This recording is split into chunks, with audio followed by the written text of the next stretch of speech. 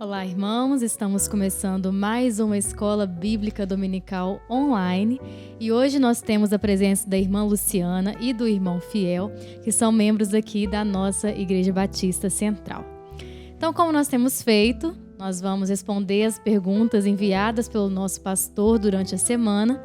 São 7 perguntas do livro de Levítico e do livro de Lucas. Então, nós vamos começar.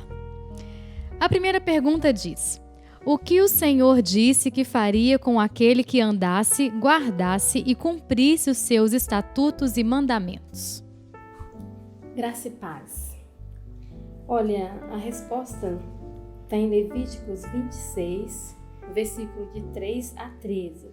Só que eu vou resumir lendo só de 3 a 6, que fala assim: se andardes nos meus estatutos e guardardes os meus mandamentos e os cumprirdes, então eu vos darei as chuvas em seu tempo, e a terra dará a sua colheita, e a árvore do campo dará o seu fruto, e a debulha se vos chegará a vindima, e a vindima se chegará à sementeira, e comereis o vosso pão a fartar, e habitareis seguro na vossa terra.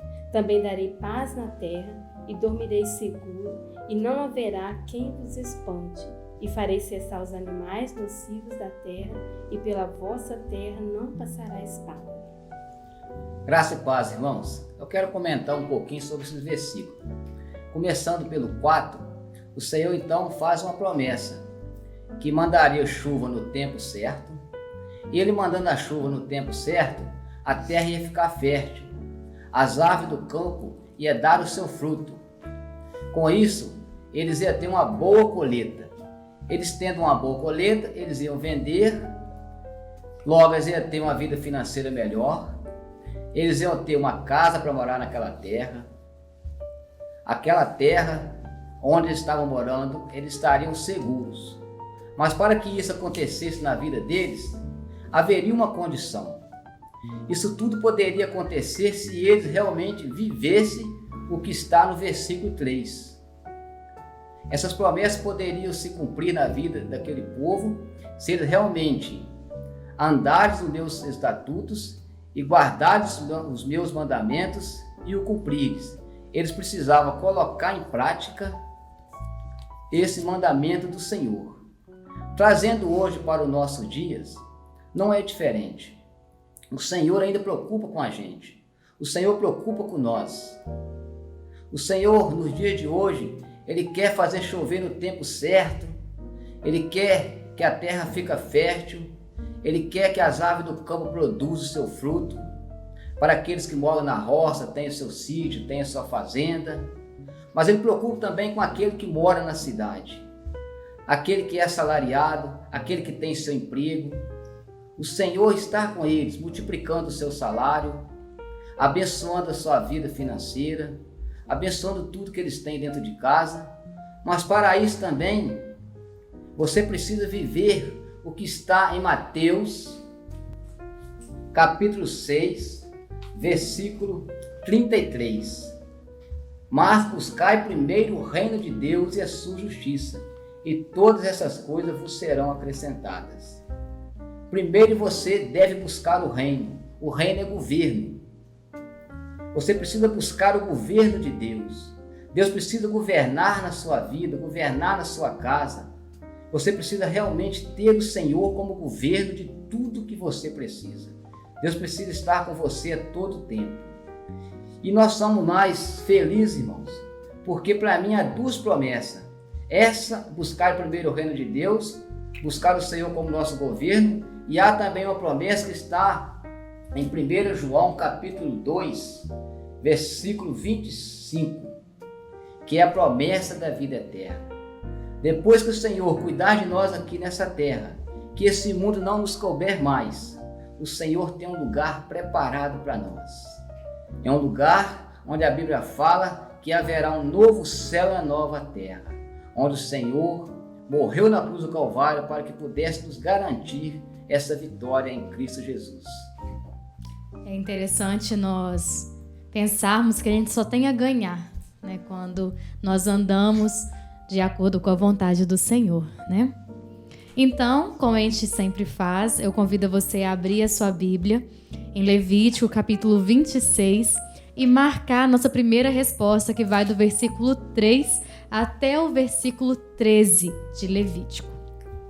A segunda pergunta é: Lucas apresenta 3 formas de crescimento de Jesus. Quais são?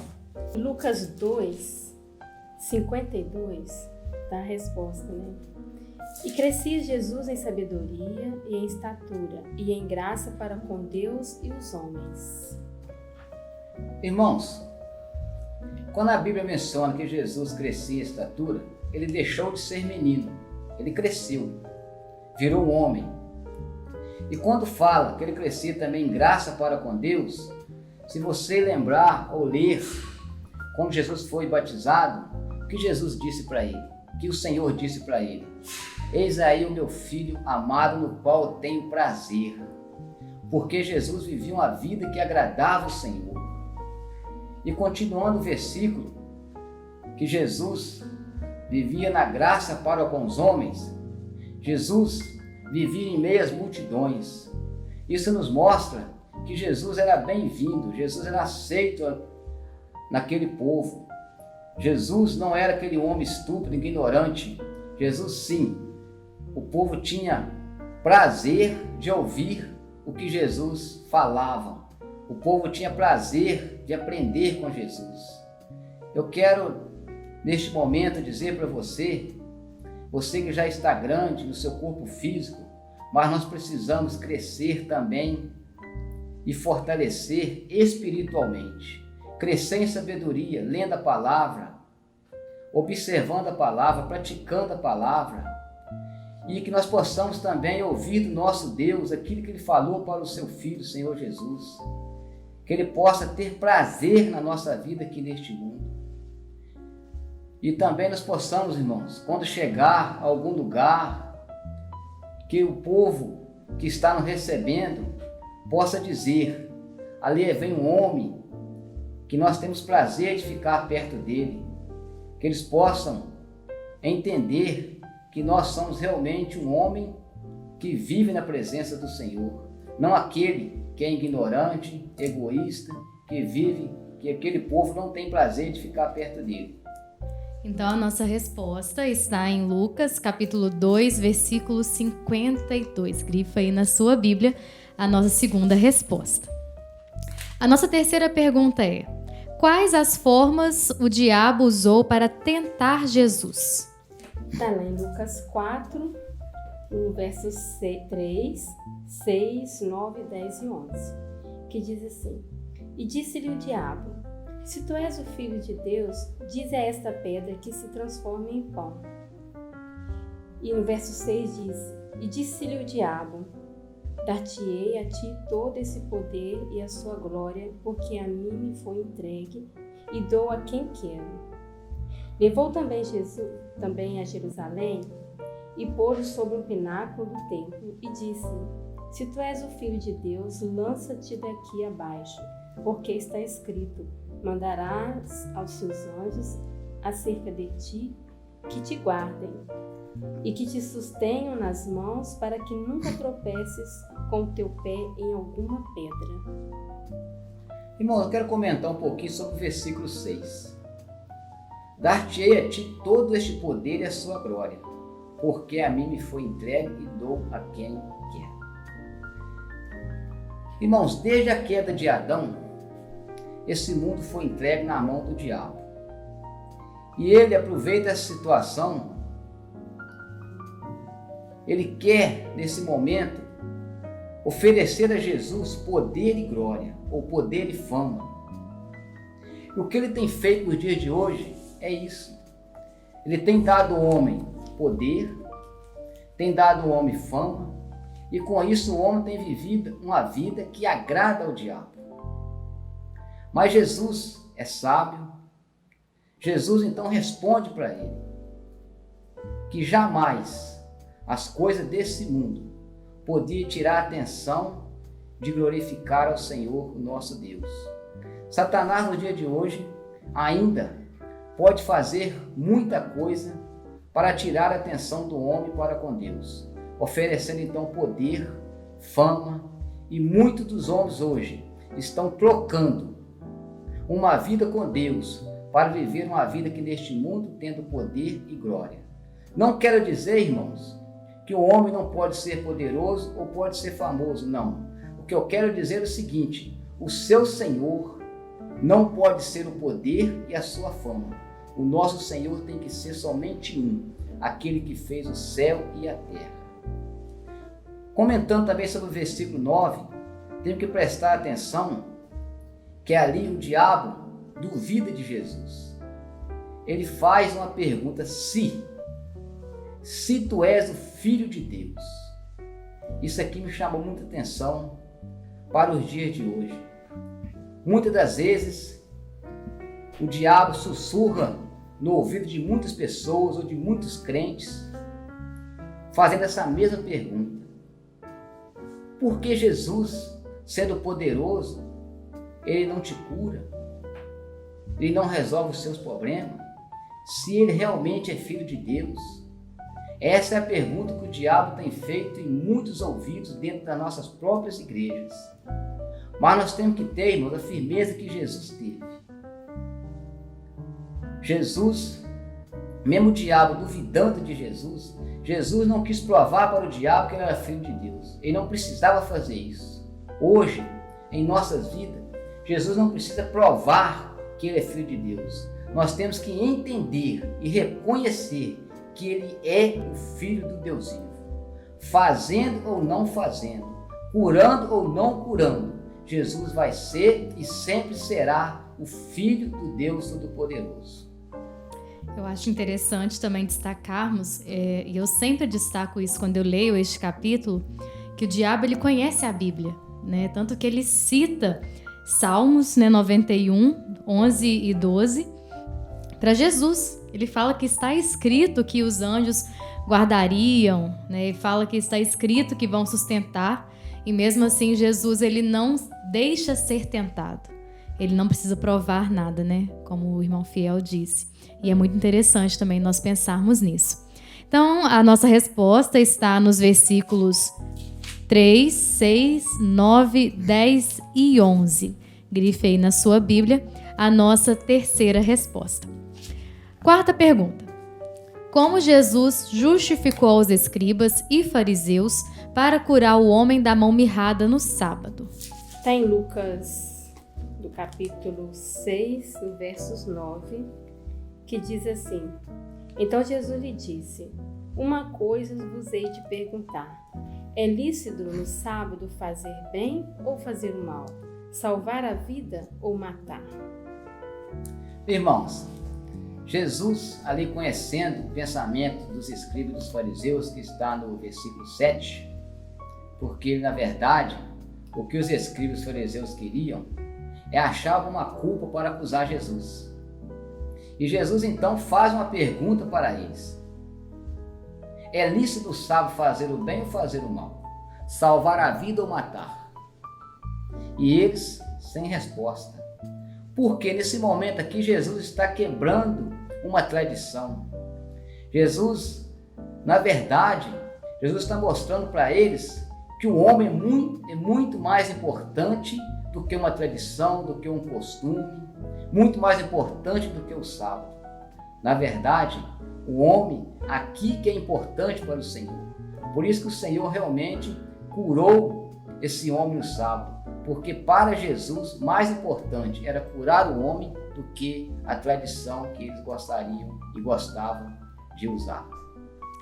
Então a nossa resposta está aí no capítulo 6, no versículo 9. Nossa próxima pergunta é: o que Jesus respondeu aos discípulos Tiago e João, que queriam pedir que descesse fogo e destruísse os samaritanos?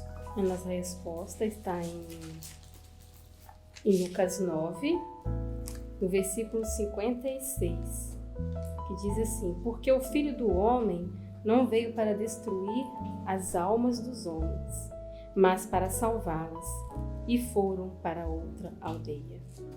Irmãos, eu fico imaginando, Tiago e João andavam com Jesus, ouvia Jesus, estava com Jesus, E de repente ele faz uma pergunta dessa. Queria que descesse fogo do céu para destruir os samaritanos. Mas Jesus responde para ele, porque o Filho do Homem não veio para destruir as almas dos homens, mas para salvá-las. Para Jesus, os samaritanos eram importantes, porque ali dentro dos samaritanos havia uma alma que precisava ser salva. Quanto para os judeus, para Tiago e João, o samaritano era inimigo deles. E eu creio, irmãos, que o nosso Jesus, ainda hoje, ele veio para salvar o homem. Embora o nosso coração, a maneira de nós pensarmos, quando nós ligamos a nossa televisão, que nós ouvimos certo tipo de pessoa fazendo tanta maldade, crueldade, o que nós pensamos? Que aquele homem precisa pagar, que aquele homem às vezes precisa morrer, porque aquilo não é digno de um ser humano fazer com a outra pessoa. Mas o mesmo Jesus que morreu na cruz, por aqueles que se acham que são certinhos, que andam certo, morreu também por aquele que realmente faz essas coisas absurdas. Se eles realmente se arrepender, eles vão ser salvos, vão ter seu lugar garantido no céu, vão ter seu nome escrito no livro da vida, porque para Jesus, o Filho de Deus, ele veio para salvar aquele que havia perdido. Para nós, irmãos, muitas das vezes, muitos estão perdidos e não tem mais jeito, mas para Jesus, tudo tem jeito. Só depende de mim e depende de você reconhecer Jesus como nosso Salvador. Eu gostaria de frisar que se a sua tradução for da Nova Almeida atualizada, não encontra esse versículo, não encontra essa resposta. Que o versículo 56 vai dizer apenas que seguiram para outra aldeia e não tem essa fala. Para você que não tem essa tradução, vai na sua Bíblia e marca aí a nossa resposta no versículo 56 do capítulo 9 de Lucas. A nossa sexta pergunta. Os discípulos perguntaram se eram poucos que se salvariam. Como Jesus respondeu? Aí está em Lucas 13, no versículo 24. Esforçai-vos para entrar pela porta estreita, porque eu vos digo que muitos procurarão entrar e não poderão. Irmãos, eu quero falar um pouco desse versículo. Realmente a porta é estreita. A porta que Jesus está referindo aqui é estreita, o caminho é apertado, é assim mesmo que a Bíblia nos diz. Se você ler o 26, você vai entender. Então começareis a dizer, temos comido e bebido na tua presença, e tu tens ensinado nas nossas ruas. O 27, e ele dirá, digo-vos que não sei de onde vós sois, apartai-vos de mim, vós todos que praticais a iniquidade. Irmãos, eu me preocupo muito com esse versículo. Às vezes eu vejo hoje as igrejas lotadas, cheias. Eu vejo aqui, irmãos, esse versículo, quando Jesus voltar. Muitos, nos dias de hoje, estão dentro dos templos, comendo, bebendo, achando que está fazendo a vontade de Deus. Mas vai chegar um momento que Jesus vai voltar para buscar a sua igreja. Ele vai dizer para muitos, no qual muitos que estão aqui hoje vai ter uma surpresa. Digo-vos que não vos conheço. Muitas das vezes, irmãos, muitos estão dentro das igrejas, fazendo o trabalho da igreja, pregando às vezes o evangelho do Senhor, achando que está vivendo uma vida com Deus. Mas, ao mesmo tempo, ele está lá no mundo, vivendo num caminho largo, onde tudo pode. E, infelizmente, muitos desses líderes estão trazendo para dentro das igrejas hoje esse caminho largo, ensinando multidões esse caminho largo. E essa multidão está parecendo muito feliz, porque está pregando uma palavra que agrada a eles, agrada o seu coração. A palavra que está vindo do líder está realmente agradando esse tipo de pessoas. Mas que nós possamos entender, irmãos, a palavra que realmente agrada o Senhor, ela precisa estar dentro da palavra de Deus, que é a Bíblia Sagrada, onde a Bíblia chama de porta estreita, caminho apertado.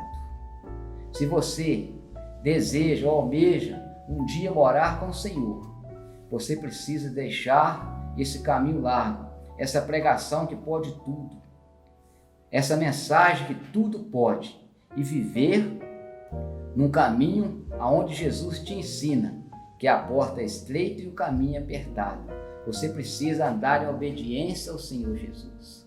Você precisa andar no caminho que o Senhor quer. Como eu já disse antes, você precisa ouvir do Senhor Deus. Este é meu Filho amado, no qual eu tenho prazer. O Senhor precisa, amado, ter prazer na sua vida. O Senhor precisa ter prazer no seu testemunho de vida. Que nós possamos entender com esse versículo que o caminho realmente é estreito e que nós devemos andar por ele. Esquecer o caminho largo, onde a mensagem nos agrada, onde a mensagem nos faz bem, mas voltar para a palavra de Deus, onde a mensagem machuca, a mensagem nos fere, mas é essa mensagem que nos cura e que vai um dia nos levar para morar com o Senhor. É muito interessante nós pensarmos isso, conversarmos sobre isso, porque tudo isso está na Bíblia, né? Então, nós temos que nos voltar para a palavra do Senhor, né? Voltar a perceber o que faz parte do que é caminho largo, do que passou a ser normal para nós nos dias de hoje, e o que é realmente esse caminho estreito que vai nos levar até a salvação. Então, a nossa resposta se encontra em Lucas capítulo 13, no verso 24.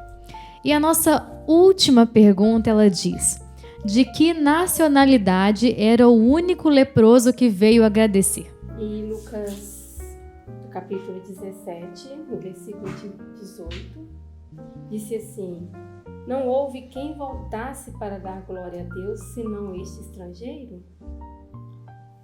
Irmãos, preste bastante atenção, que a palavra nos disse que Jesus perguntou: não foram 10 que foram limpos?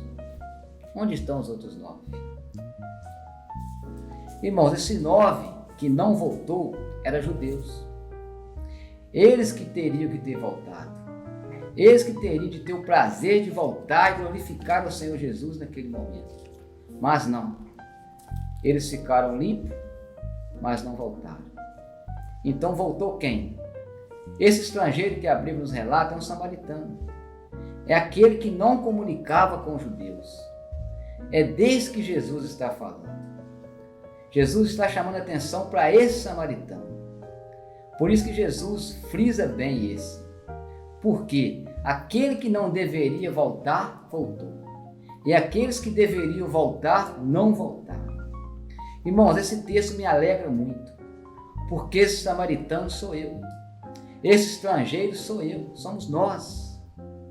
Até hoje, nesse momento, Israel ainda espera por um Jesus, por um Messias. Mas a Bíblia fala que ele já veio, já morreu, já ressuscitou e vai voltar pela segunda vez. E eu me sinto feliz por entender essa mensagem, que ela é para mim. Eu tenho a oportunidade, eu tive a oportunidade de aceitar Jesus como Salvador e hoje eu sou chamado Filho de Deus. Enquanto o povo de Israel espera por um Messias, eu estou esperando a volta de Cristo.